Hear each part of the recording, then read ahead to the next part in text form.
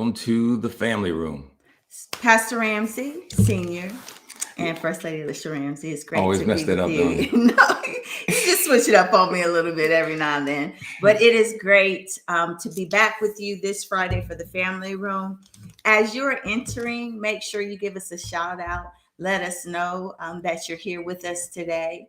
And we thank all of you that often share and invite people or tag people on the page. We know on a Friday afternoon, many people are working, but some may be on their lunch break. You may be watching this at a later time. So we want to say thank you definitely for being a part of the family room. Were they not able to hear us in the beginning? Oh, I just wanted to make sure the volume was. It could hear us, but the volume wasn't all the way up. Okay. Yeah. I was like, do I have to say all this all over again? No, But no. welcome to the family room. My name is First Lady Alicia Ramsey. John Ramsey, Senior.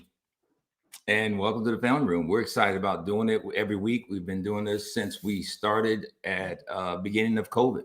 Yes. And gives us a great way to interact, great way for even with midweek Bible study being fantastic, and then on Sunday mornings experience. It's the one opportunity we can offer every week that gives you opportunity to interact with us, ask questions, give feedback, and vote on who's right and wrong sometimes, which is usually me, and everything. So this is what we're doing. And today we got a subject we think is going to be relevant for just about everybody.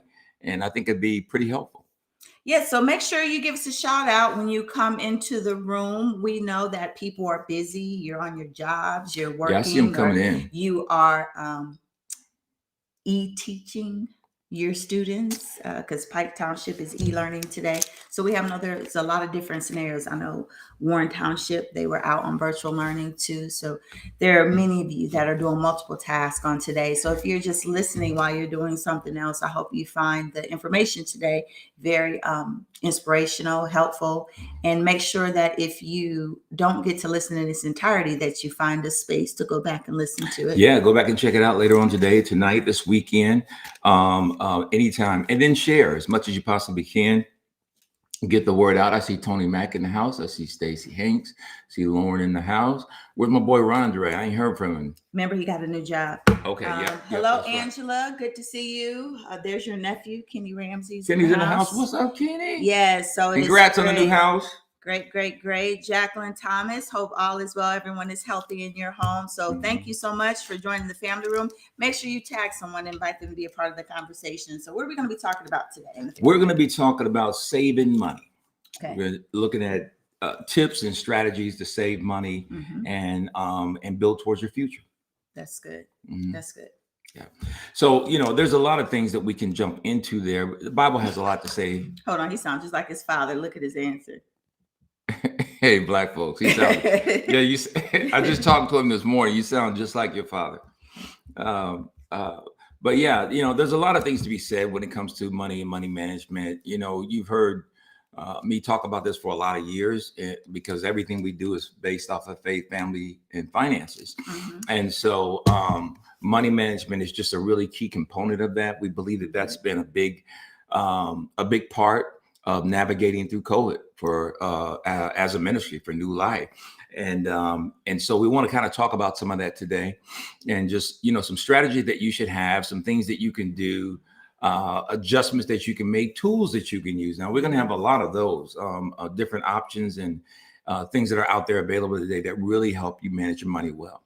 Yes. And another reason that we decided to put this topic out there today is because a lot of individuals choose financial goals at the beginning of the year. The goals are still coming in to Tamika showed us a stack this huge. Yeah, they added a stack to my prayer list, my basket on my desk. Yeah. They just added that much more. And that's about how many I had in there before. Right. So it's a whole lot of people that are late to the party, but at least you came. So yeah. So that's great. And a lot of people have financial goals on how they want to save more money, how they want to pay off debt.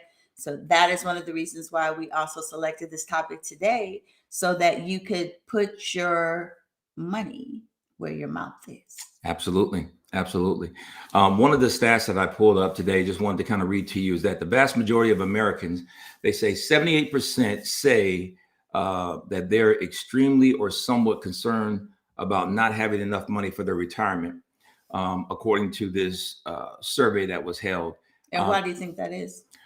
Because they didn't prepare for it. They didn't do the things they needed to do. Some are late learners, maybe they started really figuring it out and learning about it later on in life, and they're like 40 now, and like, I got to scramble and kind of come up with something for retirement. Yeah. But it's important to know that the Bible even talks about retirement. If you go back to the book of Leviticus, he talks about retirement for the priest and what they were supposed to do for them to help them in that, everything. So the Bible has a lot to say about almost every subject that we can come across. He goes on to say here in these statistics that a shocking 21% of Americans have nothing at all saved for their future, absolutely zero. And another 10% have less than $5,000 tucked away, another study finds. And that's a good way to put it, because when Pastor and I talk about retirement and your future, it's transitioning from one season to the next. That's what it is. So many of you, you're going to work another career or do something else, but you can do it comfortably if you have a retirement set up for you. Absolutely. You don't have to work another job for the money, but you work it for the social interaction. You work it to keep yourself, moving and doing something. And we know some people in our personal lives that when they work, it's exactly what you said. It's their option. They're doing that because they want something to do a couple of days a week, not because they got to have that or they can't pay their bills. Right. And they've set themselves up in their retirement years ago. There are people now, whenever young people tell me about they got a new job, first thing I tell them, go to the HR department and tell them to max out your retirement every 2 weeks. It comes right out of your check. There's a book there's a great book that I read. I want to think 8-9 years ago. It's called Automatic Millionaire. And I forget the name of the author, but I've read it several times. I've read it. Not Robert Kiyosaki. That's Rich Dad, Poor Dad. Okay. That's OPM. He writes OPM, Rich Dad, Poor Dad. He has a series of other books. I'll look it up Robert while you're Kiyosaki. Talking, but OPM is other people's money. He talks about how to invest. But I was talking about the Automatic Millionaire. I'll look it up while you're talking about it. The Automatic Millionaire is a great book. And what I liked about the book so much is the practicality of it. He has this rule in there he calls the Latte Factor. And there's a lot of people, he said that there's a lot of people that say that they can't save anything. They don't have any money for retirement, to put in retirement every month out of their check or what have you. And he said, you just look at the money that you spend at Starbucks. He just uses different examples, whether your thing is Starbucks, whether it's something else. And he talked about David Bosch. Yeah, David Bosch. B-O-C-H, is that it? B-A-C-H. Okay, yeah. You can get it on Amazon. You can that's where I get pretty much most of mine. But I also buy the electronic versions of it too. So I got it. He has an updated version of it too. Yeah. So basically his whole theory behind money management and saving for the future is that you do everything automatic. Whatever amount you're going to have set up to come out of your check for your retirement, you go to your HR, you set it up automatic. When my wife left the education system, we moved her retirement. Whenever you move your money. We moved it to a bank. We could have easily moved it to a credit union and probably had a little bit less fees and things of that nature. But we wanted to be able to manage it a little bit more. So then when she came on, she takes her check that she currently has, same amount coming out every month, and it's going straight to the retirement. And it makes it so that it's easy. You keep up with it very, very well, and it gives you a gauge. Now, and you don't miss it because it's not even a part of your take-home budget. Yeah, because you don't allow yourself to get used to it. Right. So, so that's just a great strategy, I think, in helping you get started with your retirement and maxing those things out. So, why would you encourage for them to get this book and to read this book? Because most people don't understand. Another book I read, but this book. Yeah. So if they want to start, so those that are watching, I'm getting ready to make my point. I was just going to make it from another quote, but the point is, most people don't understand that retirement's not an age; it's a number. And so everybody says, well, "I'm gonna retire when I'm 60. I'm gonna retire when I'm 65." Well, not necessarily, because it's a number that you're after. It's a number that's going to allow you to calculate it and to see, are you going to outlive that money, or will that money outlive you? And that's good. Are you going to outlive that money, or will that money outlive you? Yeah. And if you're not going to outlive the money, then you got to look at, okay, maybe in retirement, I work a little part-time, something 20 hours a week, whatever the case might be. Now, keep in mind that that's assuming that your health doesn't fail you, because Another, a lot of statistics I was reading, financial things, Money Magazine, all of those were saying that some people, there's a high percentage of people that their health failed them before they get to that retirement That's age. true. And so how important it is for them to be aggressive early on. Yeah, no, that's very good. So one of the books that we suggested was The Automatic Millionaire by David Bosch, Mhm. Bach. You can get that on Amazon.com. You probably could get it on Walmart. Right. .com. But just to start making yourself attuned and astute to how financial stewardship works at all ages. Yeah, at all ages. And there's a lot of tools that you can use. There was another suggestion that was given. It says Americans, yeah, only that Americans have about 1/3 of Americans have only a few $1,000s or less put away for their golden years. That means retirement. Of course, some people are more prepared. A quarterly report having reported at $200,000 or more stashed away. But what a lot of people suggest is that you want to target $1 million. It depending upon your life and your situation, you want to try to target $1 million for retirement, or somewhere in that vicinity. Or it can be less than that if you can take that amount and break it down over the next 20 years and see, can I still outlive this money, or is the money going to outlive me? Which way is going to fall? And based on that, you build your plan around it. So where do people start? Where you start is your local bank. I tell people that, because there are a lot of people nowadays that are entrepreneurs, and so they're doing their own thing. And the problem with that, or the concern with that for me, is that some of them are entrepreneurs and they can have nice little solid businesses going on, but they're not doing a retirement. Okay, so why is it important, if you are your own boss, you own your own business, why is it important to factor in your retirement plan? Because you want to be in a position that when you do retire, you can do it and not be worried about it. You can do it and not be worried about, oh, you know what, I messed up on my numbers. I got to go back to work. Or let's say you got a health challenge and you want to be able to take it easy and kind of do what you want to do every day. Then you want to be able to prepare for that. I say it before, I say it many, many times, that if you're going to have a future, you want to have one that you're prepared for. So you got to do the work. You got to put in the work. Your HR department, they're only going to do so much. If you're not taking advantage of your HR department, you're really making a bad mistake, in my opinion, because of the fact that they're basically paying you to save money. They're begging you to save money for your own future by saying, hey, you put in X amount, we'll match it, or we'll double it, or whatever the case might be. That's called free money.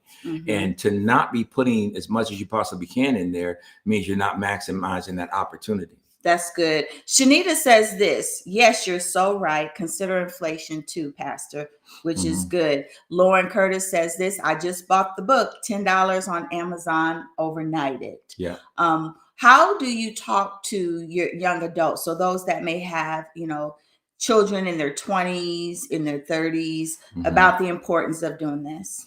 I mean, just the same way, just emphasizing the importance of it and thinking about the fact that as we all get older, you want to be able to control your own destiny financially. My brother just retired. My oldest brother, Pete, just retired. And I'm really enjoying watching him and his wife enjoy the season that they're in, because they've worked so hard for so many years, but not just because everybody works hard. Right. So they haven't just worked hard, but they've worked hard on the retirement component.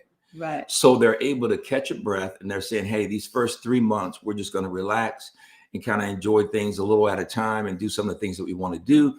And then we'll come up with a plan with what we want to do. He has his doctorate degree. He could teach the local university a couple classes a week or something of that nature.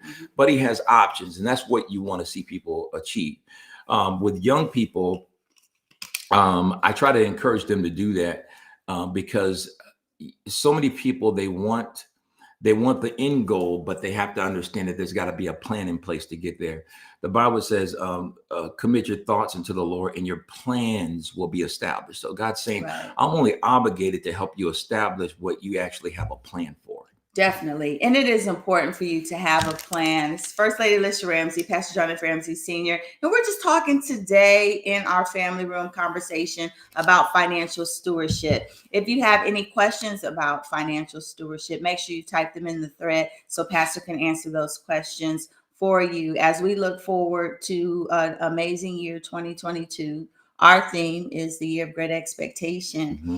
And one of the things that we have always planned for is to be able to move into the next season of our life comfortably. Mm-hmm. And you have to plan for that, for where you want to go.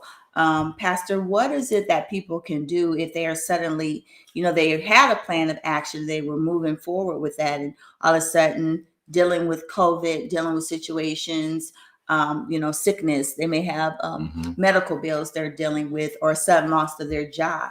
Yeah. I would just encourage you this way, that something is always going to come up in life. It's always going to come up, but you still have to have that discipline to put something away. Even if you start out, I call it the 10-10-80. You pay 10% your tithe, you pay 10% to yourself, you use the 80% to handle your bills and all the things that you have coming up. Yeah. That at least gives you something. The other thing I think, saving. So say that again, so I could put it in the thread. I call it the 10-10-80 rule. 10, yeah, 10, 80. So explain that. That if you're starting out and you feel like, hey, I have so many obligations, I can't really save that much. You got to be able to do the 10. So you give 10% to God. That's our tithing as believers. Okay. You pay yourself 10%. Okay. And then you use the 80% towards your bills and so on and so forth. Okay. The second thing you have to do is you have to get a budget. And a lot of people don't like hearing me say that, because budget means that you got to get involved, that you got to write down everything, that you got to know where things are going. Well, what's the benefit of a budget? The budget is that a budget tells your money where to go, so you don't have to wonder where it went. And there are a lot of app budgets out there that are cheap, they're inexpensive, and they're great tools. If you download it on your phone and your spouse's phone, if you're married, and then guess what? You guys got your budget with you all the time. Angela has this question. What do you tell people who have health challenges and maybe on disability and have one monthly check?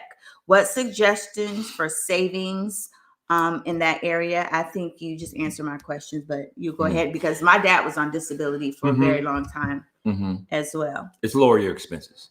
Anything that you can do. Let's say that person that has these health challenges and so forth, they have Hulu, they have cable. At the same time, they have, there's 3 cell phones in the house. Well, maybe you only got to have one. You got to find a way to cut something off. A lot of people want to try to save money and establish a plan for the future without sacrificing. And I don't really know anybody that hasn't done that. Right. There's things that we could do. You say, well, what about the single mother and the single dad? Well, there's a lot of single mothers, single dads out there, but there's also single mothers and single dads out there whose 4-year-old got a phone. Look for something that you can cut out, that you can live without, that you're going to survive if you don't have that service. Right. There's a lot of things in your house you think you need that you don't need. They tell you all the time, you can even save money by creating a grocery list instead of just going to the grocery store, instead of just ordering your groceries randomly, but knowing what you're going to use them for, what you're going to cook. Sell things. What are the things that you need? There are things that you could sell, get rid of.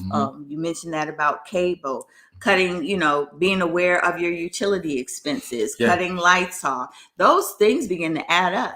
As a church, we entered into a program.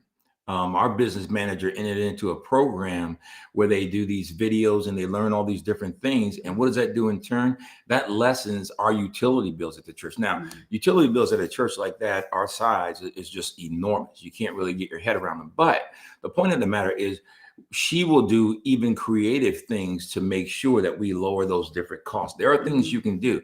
Call the utility company, call the gas company, get put on a budget. If you get put on a budget, you know exactly what amount's going to come out every single month. So let's say during the winter time, it might jump up to $200 normally. You know that budget is going to be okay, $99 the whole year. Every month, that's what I'm going to be paying. When the winter time comes, it's still $99. There's a lot more things that you can control than what you think you can. Good. Denise Malone has this question. Do you feel that you should pay off your home before retirement? I think it should always be a goal. It was a goal of ours for a long, long time, but we've moved a few times, and A that's kind whole of bunch thrown, of times. yeah, a whole bunch of times, and a few times too many. So that's thrown that off. So we're coming at it another strategy with the house. Still got the goal of one day maybe having a house that's debt free, Hmm. but yet at the same time, we got other pieces that we're working to put place in retirement, so that if it's not, then it's not killing us every month. And it does. It makes a difference. I look at my family and my grandparents, their house was paid off. When my grandfather died, what was left was able to pay out the house. So my grandmother, she didn't have to work.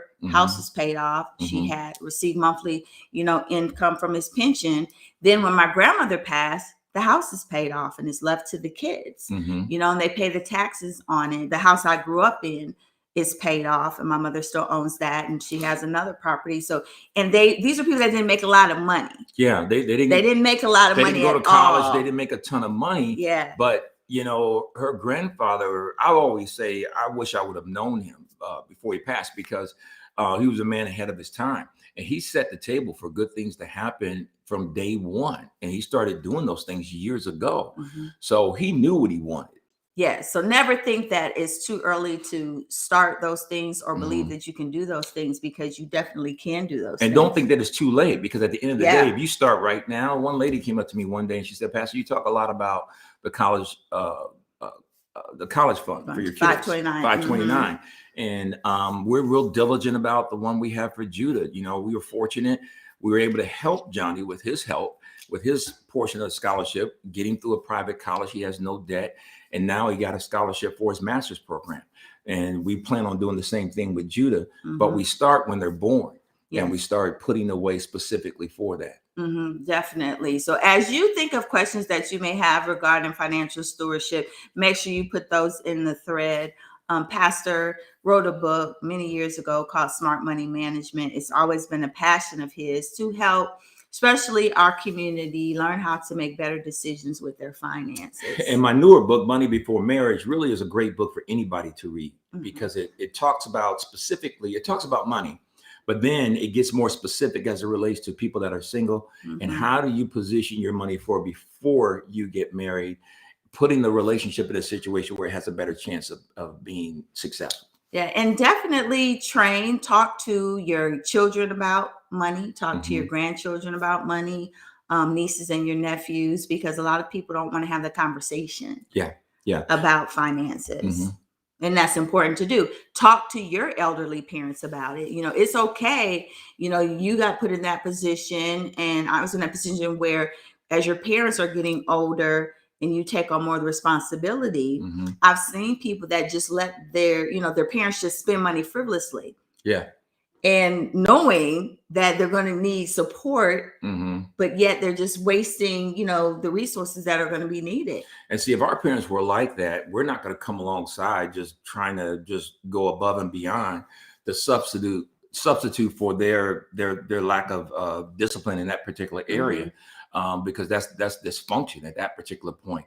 But when you have people in your family that are caring people, that care about their future and they care about you, and one of the ways that you show that you care about your family is by preparing for your future. Mhm. The Bible says, "Wise father leaves an inheritance to his children's children." I believe that scripture applies to women as well.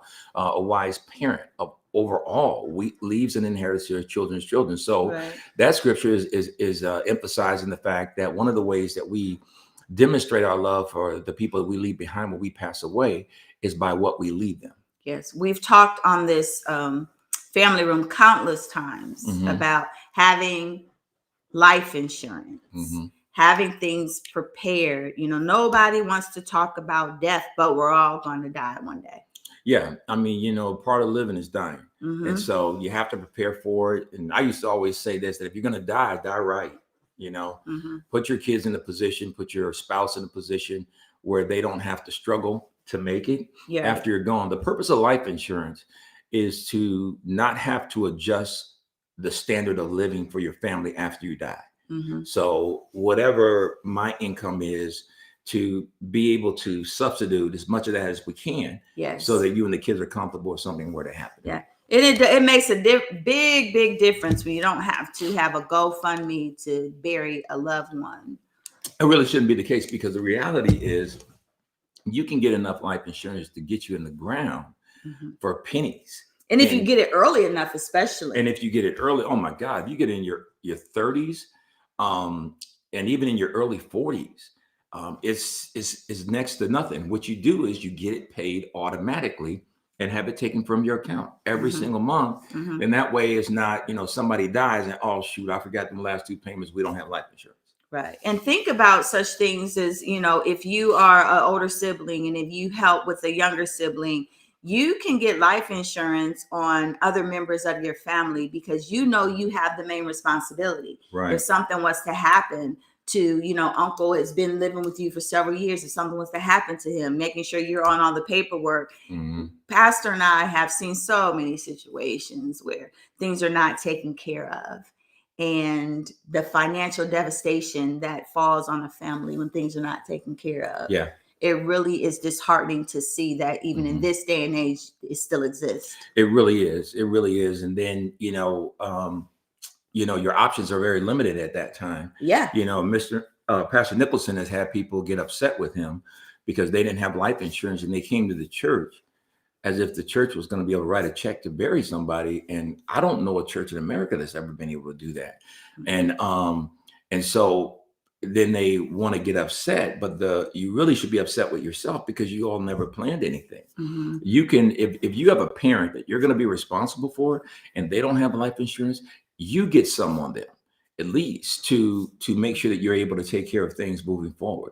And there's a lot of tools that you can use to help you manage money. So we can go through some of those if you want to. Mhm. If you guys are curious and interested in some of those, let me know. We can throw a lot of them out at you, But but we a lot have of them time. don't Yeah, we could cost a put it lot of on money there. either. Lauren says she sees it every day because she works with benefits and Mhm. seeing that situation with people. But if you want to start reaching those goals that you have for yourself, you want to be able to afford life insurance, you want to be able to, pay down debt, you have to use a budget. And everybody Mhm. doesn't like to use a budget, but it is a big part of the process. Yeah. So what are some suggestions that you would give for budgeting tools for individuals? There are a lot of budgeting tools. There are a lot of budgeting tools that come in the form of apps now that are really useful.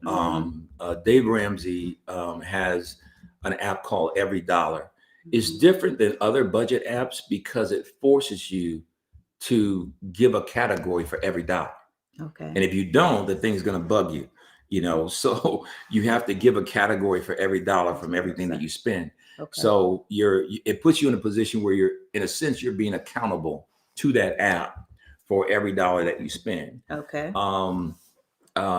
You can use QuickBooks. You can use Quicken. They used to call it Quicken, QuickBooks. You can use a lot of different things, but there are a ton of apps that are pretty good.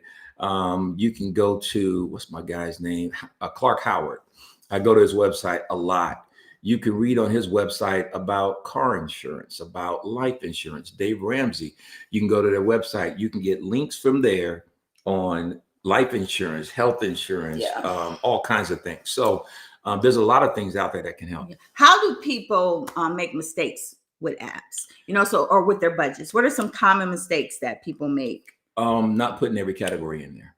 Okay. Do you hear that? So you may have a budget, Mhm. but every category needs to be in the budget. Yeah, your budget. Example, let's say you're married to someone. This is your second marriage, okay, and you have child support. Okay, that needs to be in that budget. That needs to be written in there. Yes. Future car expense. Well, how do I figure out future car expense?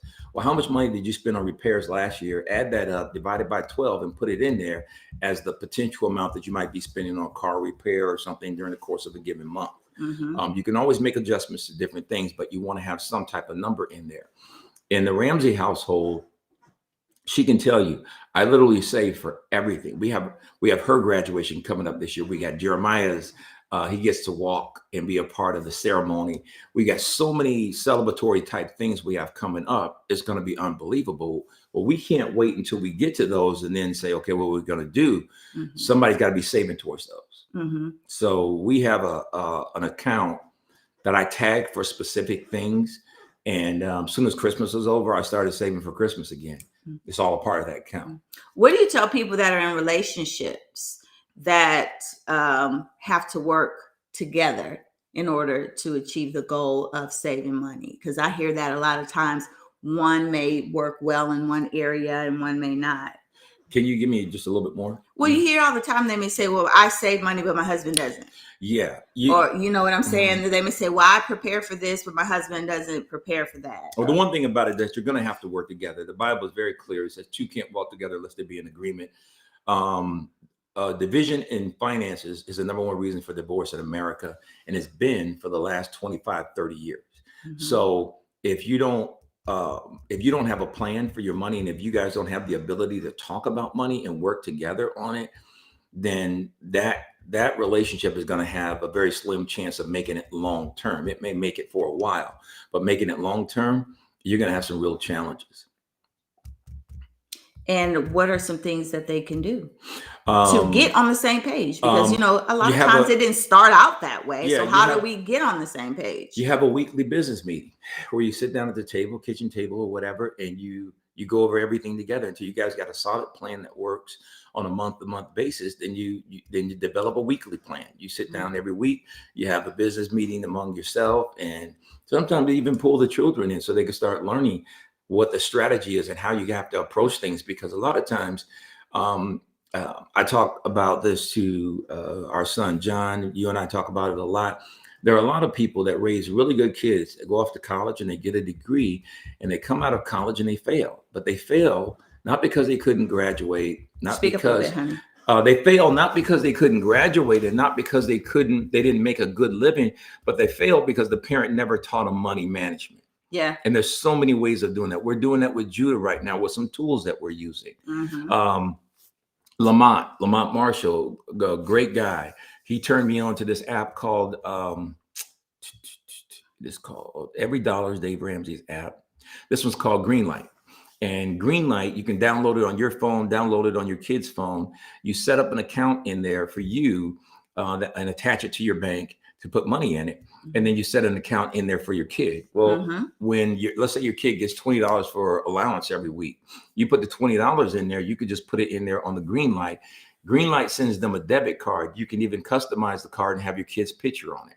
Now your kid's using that card when they are out with you. And if they happen to not be with you and you give them the card with some money on it, then every time they run that card, you get a text message. So it's instant accountability, and it's called Greenlight. I see that. And it is important to start teaching those things very early and start having those conversations very early. Now, what about someone that may be listening and they are drowning in debt? What are some steps for them to be able to take to be able to breathe? There's a process we used to teach called rapid debt reduction. And what that is let's say you have, I guess for the sake of numbers, let's say you have 10 bills and the lowest one you owe a total of $150 on.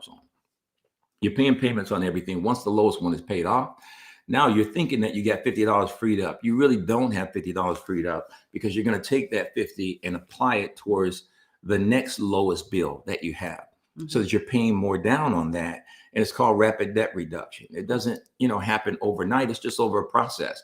Now you get the second one paid off. You have $100 every month left over. You're putting that towards the third lowest. You start working your way through the debt. Obviously, stop accumulating debt. You want to do that immediately, and then come up with these strategies. A lot of people think, well, I can just switch this debt over to this credit card because they got 3% for the first 6 months and all that. And that's fine. But if it's going to take you more than 6 months to pay it off, you need to look at the big picture. Yes. Or you're going to be in the same boat. That's good. This subject is right up Lauren's alley. She says, I find I have many meetings on finances. Her and her husband do that. She's the one that saves the money. She said often he gets shocked at how much she has saved. She said they'll powwow for 10 to 15 minutes on what their quarterly goals are and what they're going to do to get it. And then they meet back if there's hiccups. That is a perfect strategy. I mean, that's textbook of what you want. Yes. In a marriage. In a relationship. The way they're doing it is ideal. Okay. And he trusts her that, hey, like you did with me all these years. He trusts her. Hey, I know she's a saver. I know she can get after it. And then she's going to loosen up some money. So if he wants to go and do something or get himself something or whatever the case might be, from time to time, you can slip a little bit of extra in there. Okay. Let's read this one. So, two big questions. It's a long one right there. Are, do you want to pay people or do you want to pay yourself? I started my IRA when I was 19 years old in the Air Force. I'm so grateful and thankful to God that someone told me what I needed to do with my money. I tell all young people to do this. Chance favors the prepared mind. So that was excellent. This individual got the right advice at the right time, and it is never too early. Did they have a question in there at all? No, I thought it was a question when it started, but it was just saying that how they were taught order in regarding to their finances. That's excellent. That's excellent. No, we've always realized that we've said to ourselves, it's a temporary sacrifice for an eternal gain, that we want to live comfortably in our future. Yeah. And I think the ideal is like when you get ready to purchase something, you just want to plan for it. Yeah, you just want to plan for it. That's all. You can't just, I need a new car. Do I need it or do I want one? And you may say, I work hard and I deserve it. Well, you work hard. I don't doubt that. But you only deserve what you're prepared for. So the issue is not, can I purchase it? And this is just my philosophy on money. The issue is not, can I purchase it, but can I purchase it comfortably? Yes. Yes. Which is important. And you lead by example.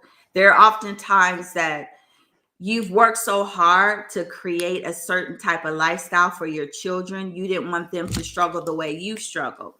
And so they grow up getting used to a certain type of lifestyle, not realizing that when you become an adult, it's up to you to keep that same lifestyle. They expect mama to jump in and, make sure everything is done still, but you're an adult. Yeah. And I think you have to teach them that. You have to, you have to get them off financially off the breast milk early, and show them, hey, everything that you're going to obtain and goal that you're going to meet is going to be because of a sacrifice you were willing to make. Yes. The reason why you got a pair of Jordans once a year, or the reason why you got, whatever it is that you liked and different things of that nature is because we had a plan for it.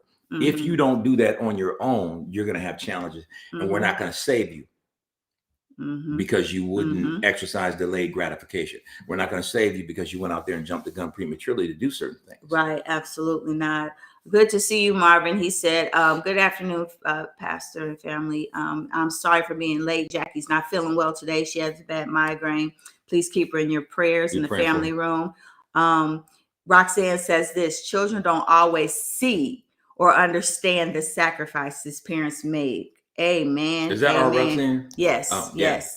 Yes. No, they don't. You're absolutely right about that. They don't always see that, which is the reason why we have to talk to them about it.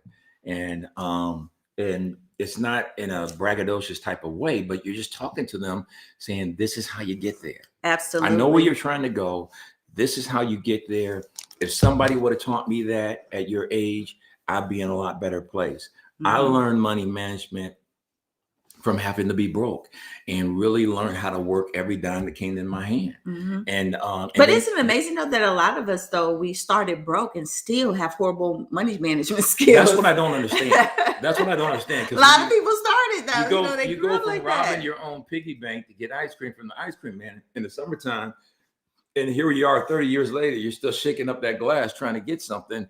And because you still haven't, progressed. Still haven't changed that mentality. That's why you can see NFL players end up broke, NBA players that end up broke. Yeah. And they've had millions of dollars go through their hands. Absolutely.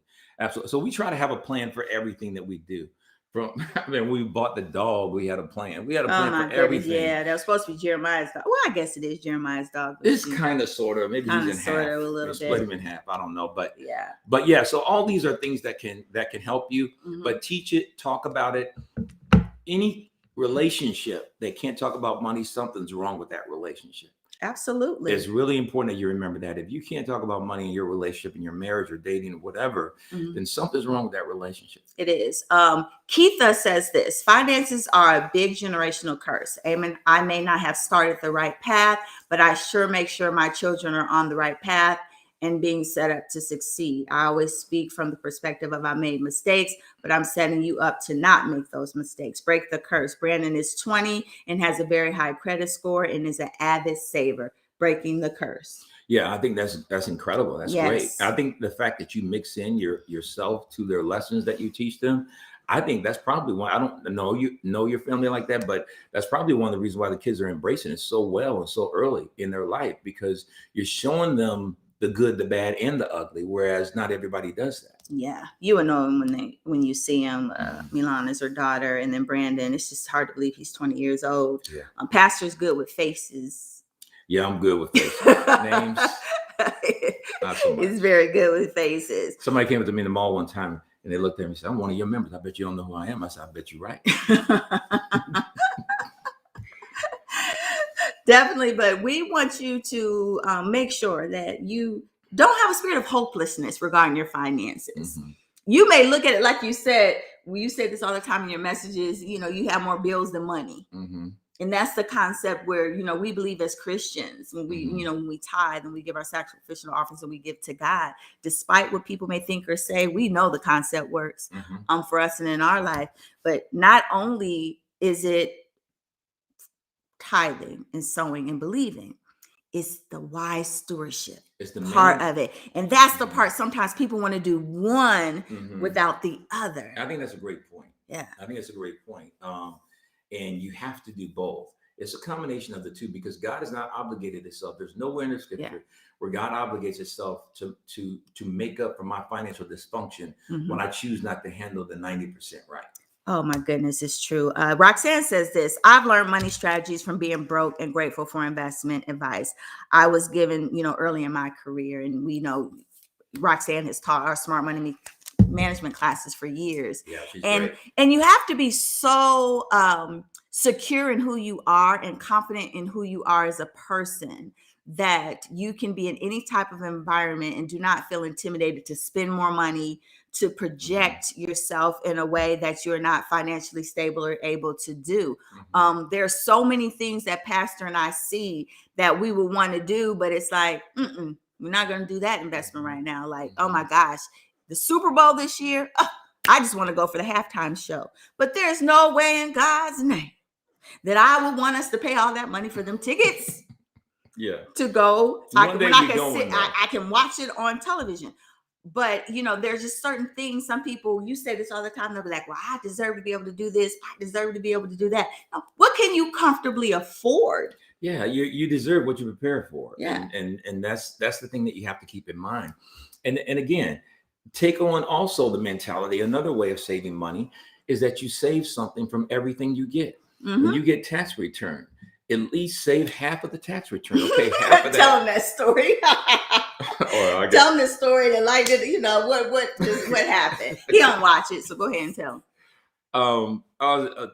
John called me the other day about this tax return. Dad, you don't claim me, do you? So first question, he called. He was blowing up my phone, but I was in a board meeting, so I didn't answer it. So if he can't reach me, he immediately calls his dad. So what does he say when he first calls you? He said, Dad, you didn't claim me, did you? I said, no, we didn't claim me. He said, okay. He said, because I'm over here getting my taxes done. I just wanted to know for sure. Then he called me back and he asked me something else. Then he called me back when he's done and he's headed back home. But I was on the phone, so I couldn't take it. So I called him back. I said, hey, man, just wanted to get back with you. I saw I missed your call. I was on the other line. He said, oh, yeah, I just want to let you know I finished up my tax return. I said, okay, did you get a good return? He said, oh, yeah, it was pretty good. He said that like I was going to ask him for some money. He didn't want to tell his dad how much money he got back on it. Like, I'm going to ask him for some money if he's helping. I got a kick out of that. Yeah, but and then I'm learning, you and I both are learning to allow him to be responsible in what he's doing. The good thing is he told you, he's going to save that. He had planned ahead. Once he gets his tax return, he's going to, put all that away and save it.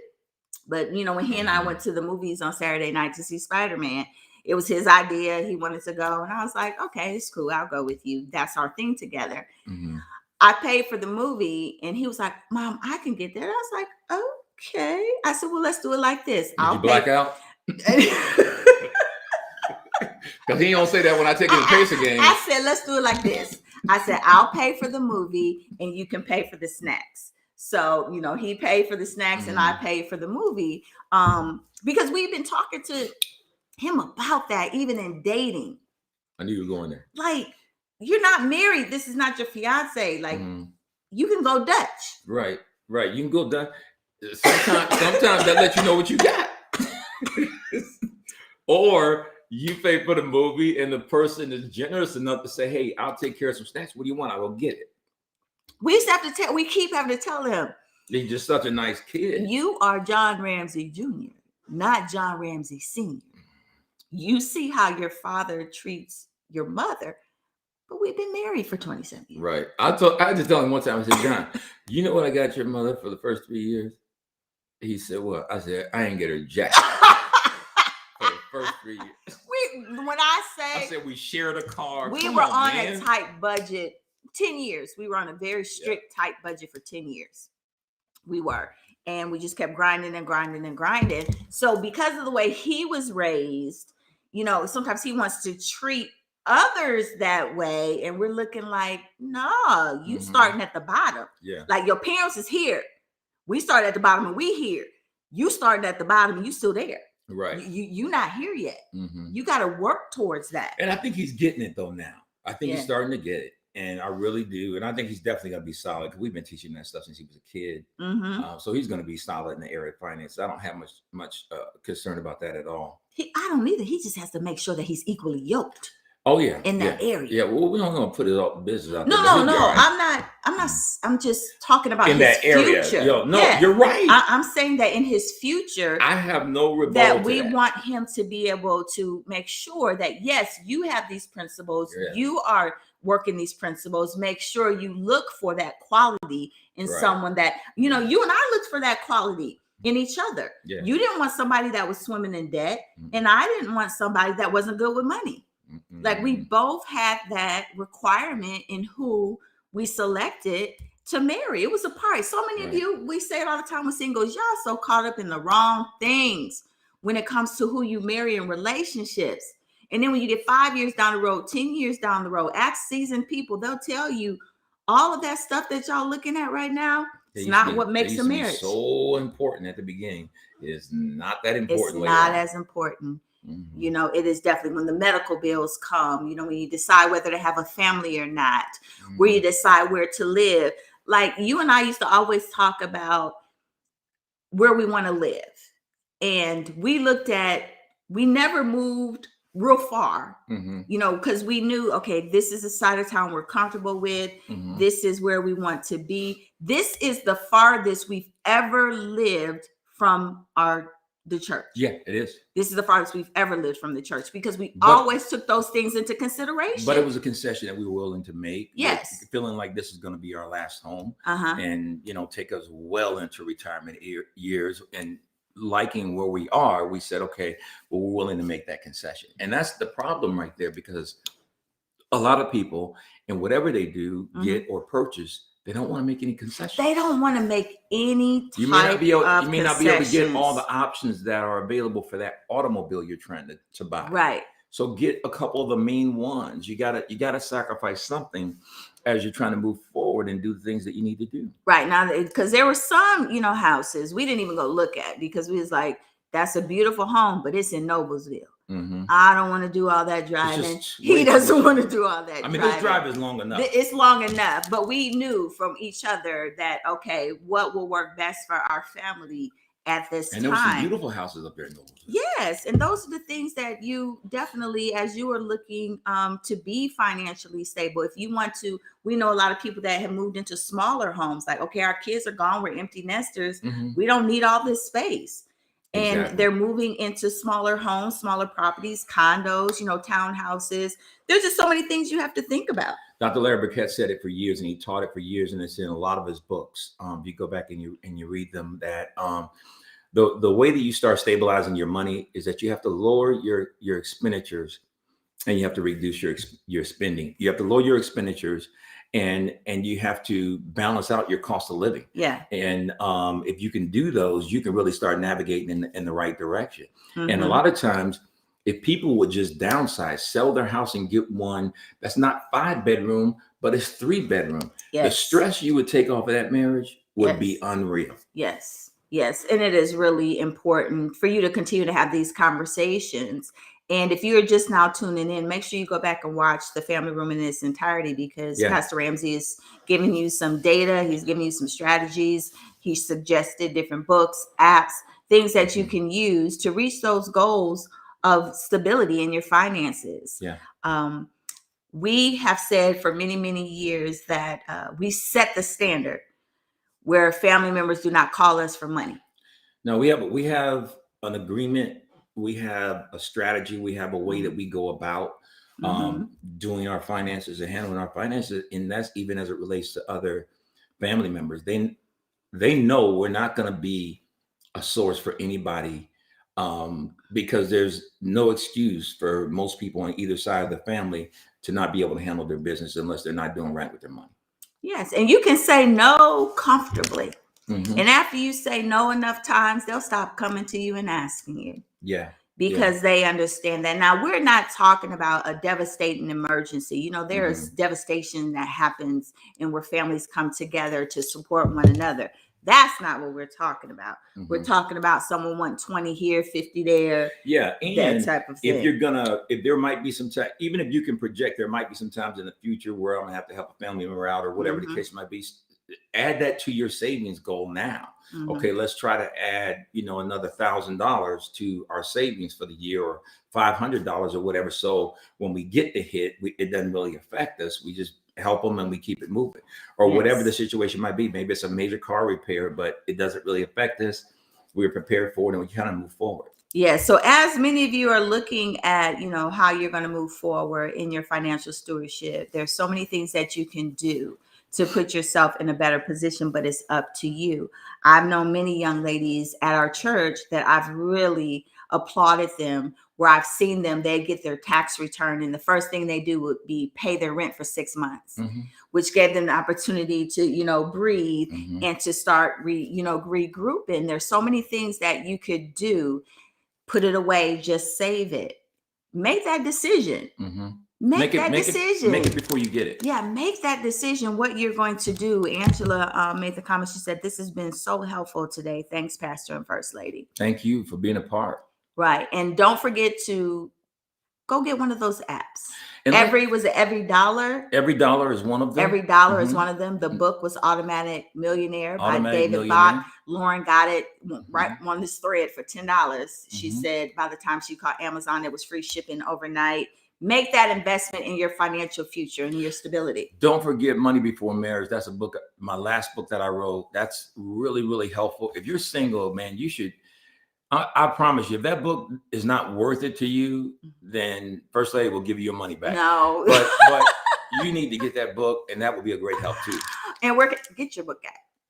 They can get it on, they could get it on Amazon. We're getting all that straightened out with the new stuff we're getting done and all that. So we're working it out, but they should be able to get it on Amazon. Right? Okay, so because you advertise it, so you need to make sure you tell them. Yeah, they should be able to get it on that. And if they can't, they're going to be able to get it in several different places once we get some things knocked out here that we're doing tech-wise. Great. We've been having a great discussion today in the family room about finances, and we are jumping into 2022 head first. We got a lot of things coming up that we want you to be a part of. Today, I launched the registration for my masterclass series that I'm going to be doing. So I'm going to be doing a series of She Words masterclasses with a group of women.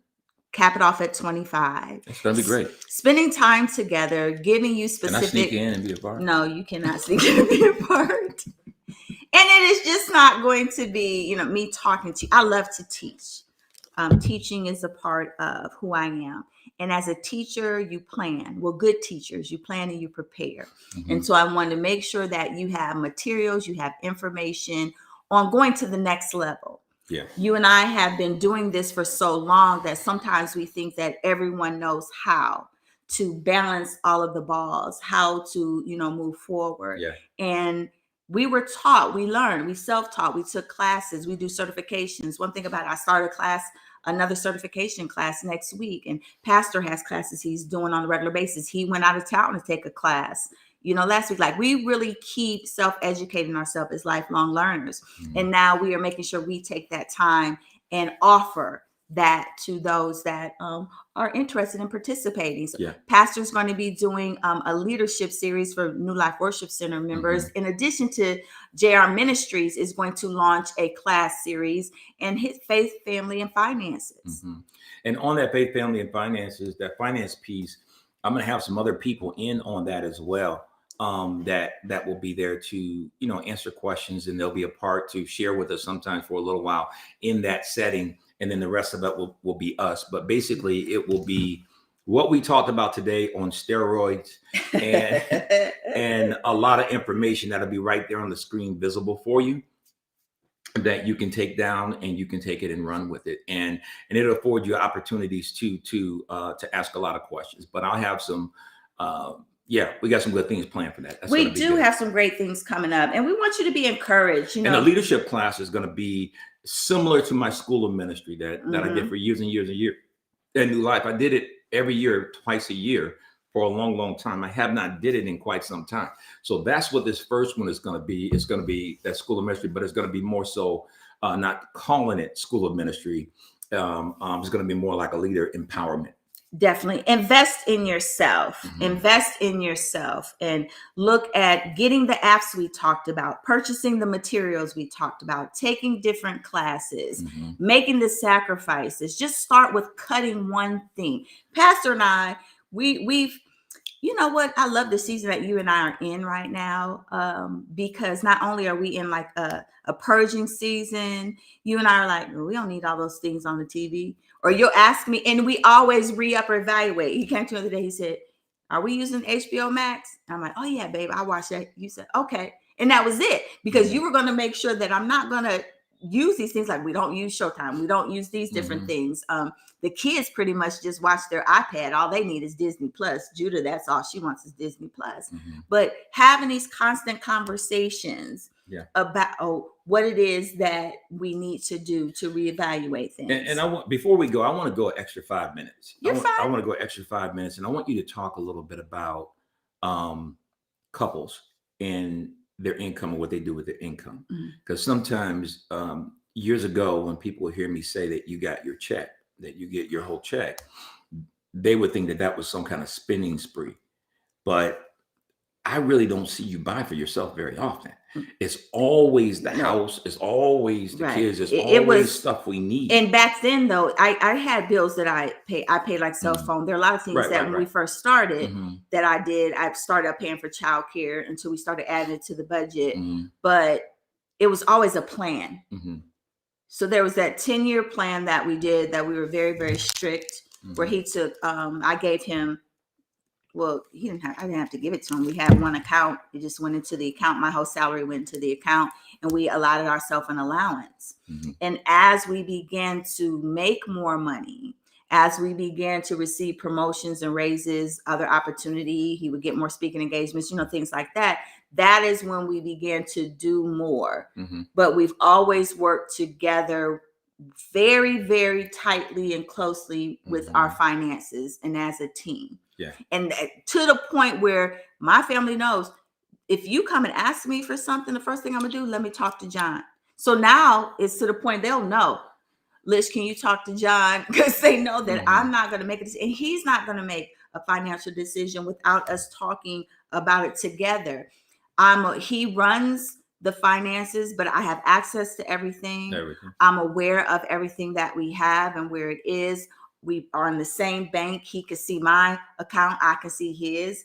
And then we have the family account. Like I said, we have a ton of accounts because that's how he functions, which works well for him and how he does things. I know he likes for me to over communicate about things. If there's something I want to do in the house, he needs to know ahead of time. He's the type of person that want to know, okay, honey, I would like to paint this. So he'll have that in the back of his mind that this is something she wants to do. When it is time for us to be able to do it, he will let me know, hey, this is something that we could do. I'm telling you, that is something we don't have issues with because of the trust and the communication. I mean, anybody can go through issues, but money is just one that we don't have anywhere anymore.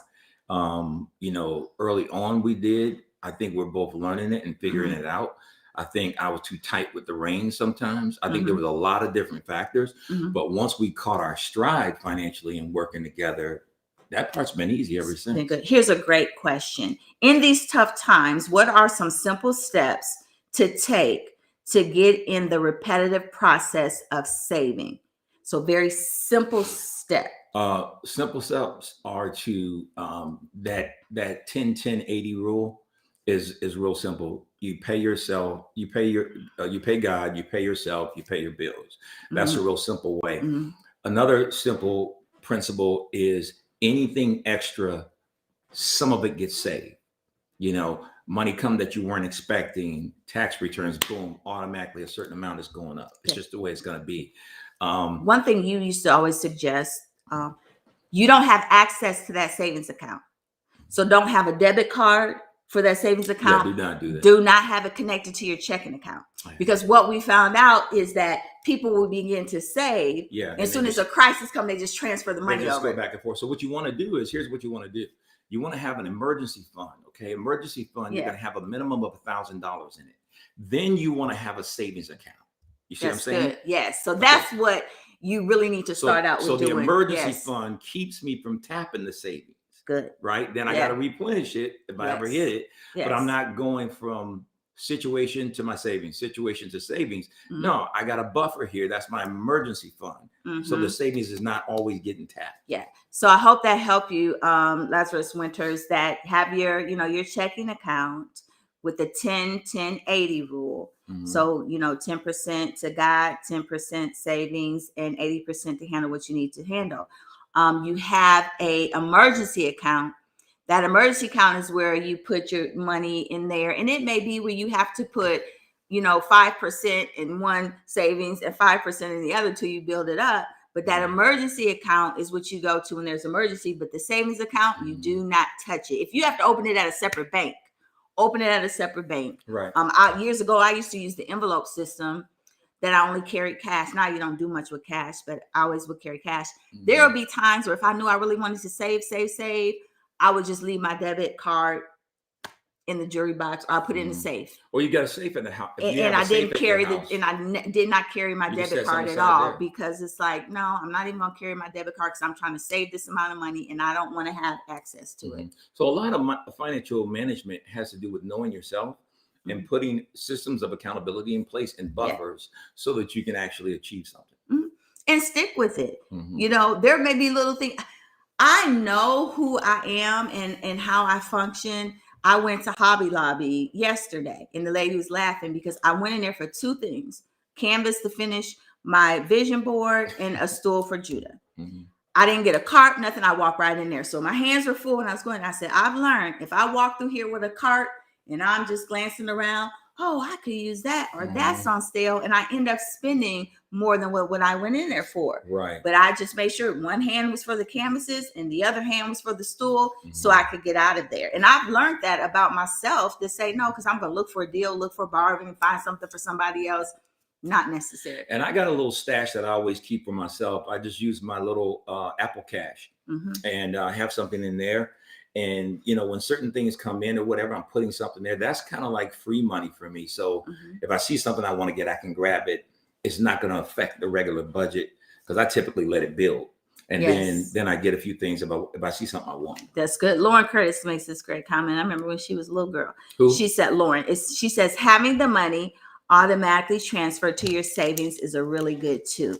You don't even see it in your checking account. You don't think about it. You don't think about it. That's how my retirement comes out. It's it comes out on the 15th. I usually tell her what she has in it, from time to time. It just keeps so going she can out. see where it is and everything. And so, and I'm 57 now. So we're being very aggressive with my retirement. Trying to get things to a place that we feel like we will be able to function decent, when that time comes. Definitely. And our retirement is transitioning to another season, doing other things, still being a part of new life. We'll always be a part of new life. Always. Yeah. And just doing things different ways. Yep. Look, Tracy said that she just did that in Target. Yep. I do it in Target. I do it everywhere. If I go to the grocery store and I just need to pick up some ground beef, I don't get a cart. There's no need to get a cart if I'm just getting milk and ground beef. It's very important for you to know what you can handle and what you can do. I'm not just going to browse on Amazon for no reason. I go on there for something that I need. So it is really important for you to think about your future. That's what this was about. That's what the whole session was about today. And I hope it helped, money tips and strategies on how to save and put money away. Definitely. So we're so glad you joined us today for the Family Room. My name is First Lady Ramsey. My husband, Pastor Jonathan Ramsey Sr.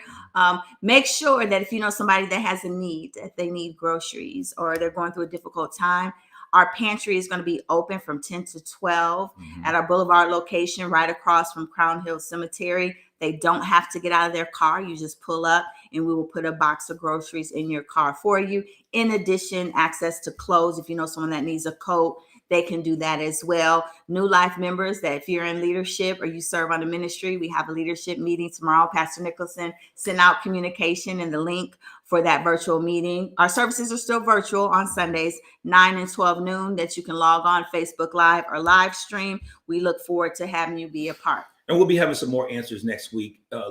Probably the latter part of next week, like next Sundays. I had to correct myself in terms of February, what February is going to look like for us in terms of in person or continue with virtual. Yes, definitely do that. And don't forget, as we are closing out, if you have a prayer request, put it in a thread or just put your hand up and say, pray for me. If you want prayer for your finances, prayer, to cancel debt, prayer for God to do, a mighty work in helping you to practice better stewardship. Whatever it is, you may just put your family. Your family needs help with their finances. Put me, whatever you need to do, put it in the thread there so that we can lift you up as we close out in prayer. And we'll be sure to cover you. I don't want to change our screen today. So if you guys want to support, you can just use the Cash app because I have that information, which is the $JRM, all caps, and 56. $JRM 56. And if you want to support the Family Room, we appreciate that. We're going to start working on our studio here probably in the next, hopefully by the end of the month, we'll start in on it. And, it may take a little while to get it done, but we're going to get it hooked up. Yes, definitely. So as Pastor Ramsey closes us out in prayer, don't forget to make sure you put those in the thread. Yes, Paris, I look forward to our virtual vision board party tomorrow. That is going to be great. Yep. And all of you that want to be a part of that leadership, make sure that you know that this particular one I'm going to be doing is going to be free. It doesn't cost you a dime. Just jump on, be a part. Some of the information will be new for a lot of you. Some of the information might be some material you've heard before, but I can promise you one thing, there's going to be so much new mixed in with it. You're going to get plenty of fresh food. So I'm telling you, you want to be a part of it. You want to be connected to that. So get registered for that once we put everything out there. Amen. Let's close out and pray. Father, in Jesus' name, we thank you for the people today that have been a part of our session today. We're so grateful that they were so engaging, that it seems to be a subject that we're always interested in and that we're always trying to improve in. So I pray your blessing upon everyone in the thread today. I pray your blessing upon those that will see this in the near future. And I pray your blessing over the requests that are being placed in the thread of loved ones and challenges that are taking place in their lives. So we ask you to do great and mighty things. We look forward to worshiping you on Sunday and all doing it together virtually and believing you for great and mighty things. In Jesus' name, amen. Amen. God bless you. Thank you for joining us today. Be blessed. Have a good weekend. We will see you on Sunday. That's right.